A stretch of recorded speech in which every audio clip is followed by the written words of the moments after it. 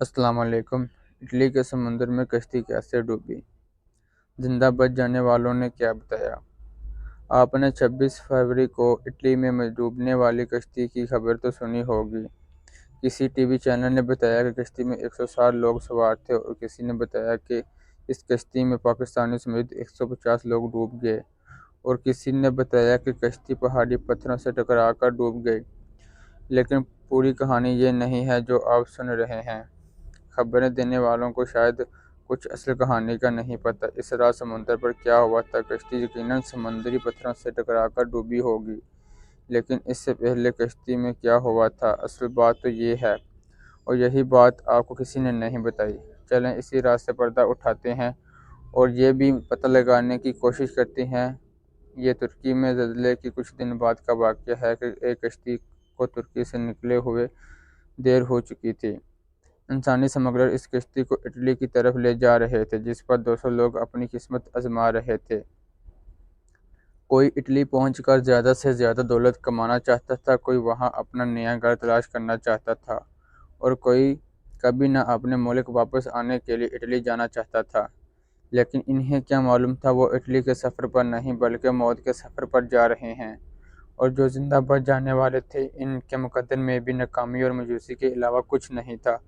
کشتی پر پاکستان، عراق، افغانستان اور کئی ملکی لوگ شامل تھے۔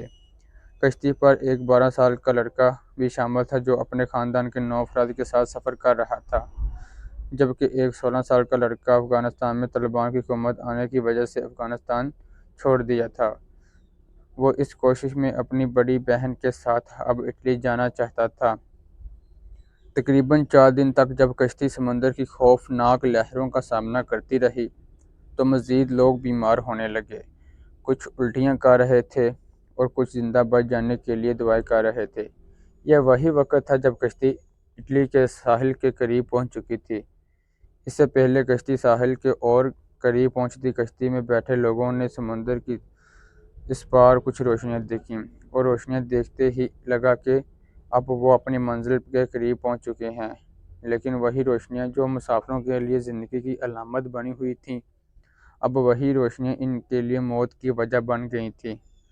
کشتی میں موجود سمگلر، جن کی تعداد 3 سے 4 بتائی جاتی ہے، جب انہوں نے سمندر کے پار روشنیاں دیکھی تو انہیں لگا کہ پولیس ان کا انتظار کر رہی ہے اور اگر وہ پکڑے گئے تو سیدھا اٹلی کی جیل میں جائیں گے۔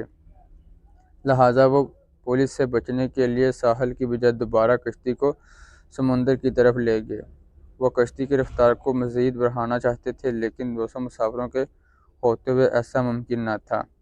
جب پولیس اور جیل نہ جانے کے لیے انسانی سمگلر کچھ بھی کرنے کو تیار ہوتے ہیں، یہاں تک کہ کسی کی جان بھی لینے کے لیے تیار ہوتے ہیں، اور آخر کار یہی ہوا۔ کشتی کی رفتار کو تیز اور وزن کم کرنے کے لیے انہوں نے کشتی میں سوار مسافروں کو باہر پھینکنا شروع کر دیا۔ یہ انسانی سمگلر کس طرح مسافروں کے ساتھ ظلم کرتے ہیں، اس کا اندازہ آپ اس واقعے سے لگا سکتے ہیں کہ انہوں نے کشتی کی رفتار تیز اور وزن کم کرنے کے لیے جن مسافروں کو باہر پھینکنا شروع کر دیا تھا، ان میں بچے اور خواتین بھی شامل تھیں۔ وہ کشتی پر خوف کا عالم تھا کہ اگلی باری شاید میری ہو اور وہ بھی سمندر میں ہی ڈوب کر مریں گے۔ اس کے بعد کشتی پر زوردار دھماکے کی آواز آئی۔ یہ آواز کسی چٹان کے ساتھ ٹکرانے کی آواز تھی۔ اس کے بعد فوراً کشتی ڈوب گئی۔ یہاں اٹلی کا ایک مچھیرا رہتا تھا۔